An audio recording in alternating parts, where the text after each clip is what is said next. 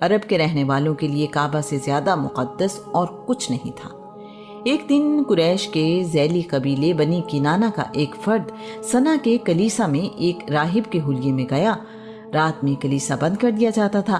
اس عرب نے منت سماجت شروع کر دی کہ میں سینکڑوں میل دور سے اس گرجا گھر میں عبادت کرنے آیا ہوں، مجھے رات یہاں عبادت کے لیے رکنے کی اجازت دی جائے۔ اسے اجازت دے دی گئی۔ رات میں بنی کنانہ کا فرد وہاں گندگی اور غلاظت پھیلا کر خود حفاظت سے واپس آ گیا۔ جب ابرہہ کو اس بات کا علم ہوا تو وہ غصے سے پاگل ہو گیا۔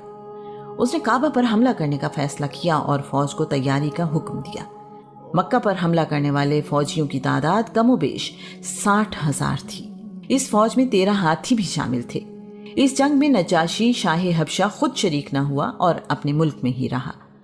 ابرہہ کے ہاتھیوں کی وجہ سے وہ راستہ جس سے ابرہہ کی فوج صنع سے مکہ پہنچی تھی، عرب اسے صراط الفیل یعنی ہاتھی والوں کا راستہ کہتے تھے۔ جو پانی کے چشمے اس راستے میں آتے تھے انہیں عین الفیل یعنی ہاتھی والوں کے چشمے، اور جس سمت سے وہ وادی مغمس یعنی مکہ میں داخل ہوا اسے باب الفیل یعنی ہاتھی والوں کا دروازہ کہا جاتا تھا۔ اسی نسبت سے اس سال کو عام الفیل یعنی ہاتھی والوں کا سال کہا جاتا تھا۔ عرب کے لوگ اپنے سالوں کا شمار اسی واقعے سے کرتے تھے۔ رسول اللہ کی مدینہ منورہ ہجرت سے عرب اپنے سال واقعہ ہجرت سے شمار کرنے لگے۔ یمن سے مکہ جاتے ہوئے راستے میں کچھ قبیلوں نے ابرہہ کی فوج سے مزاحمت کی لیکن شکست سے دوچار ہوئے۔ یمن کے سردار ذو نفر نے ابرہہ کو روکنے کی کوشش کی لیکن اسے شکست ہوئی۔ ایسی جنگ کے بعد قبیلہ بنی خشم کے سردار نفیل بن حبیب کو گرفتار کر لیا گیا۔ یہ لڑائی بنی خشم کے علاقے میں لڑی گئی۔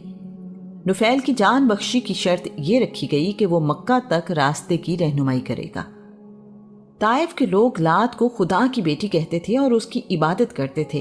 اس کا بہت بڑا بت طائف میں موجود تھا جو ایک ٹیلے پر نصب تھا۔ قبیلہ بنی ثقیف اس ٹیلے کا طواف کرتے تھے۔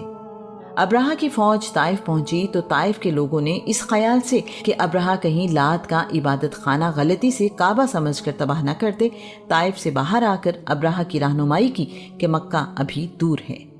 طائف کے رہنے والے قبیلہ بنی ثقیف کے لوگوں نے مسعود بن محتب ثقفی کی قیادت میں ابرہہ کو یہ پیشکش کی کہ وہ رہنمائی کے لیے اپنا ایک آدمی ساتھ بھیجنے کو تیار ہیں جو اسے کعبے تک آسانی سے لے جائے گا۔ ابرہہ نے نفیل کی موجودگی کے باوجود یہ پیشکش قبول کر لی۔ قبیلہ بنی ثقیف نے ابو رغال نامی شخص کو ابرہہ کے ساتھ بھیج دیا۔ ابرہہ کا لشکر ابھی مکہ سے 3 کلومیٹر دور مغمس کے مقام پر پہنچا تھا کہ طائف سے شامل ہونے والا ابو رغال مر گیا۔ اسے وہیں دفن کر دیا گیا۔